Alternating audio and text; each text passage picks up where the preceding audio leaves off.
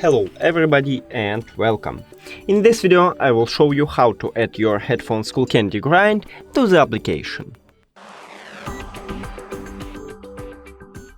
You have to start by open Settings, then go to Bluetooth or connected devices if you have Android, then if you have Android click Pair new device, and then open the charging case.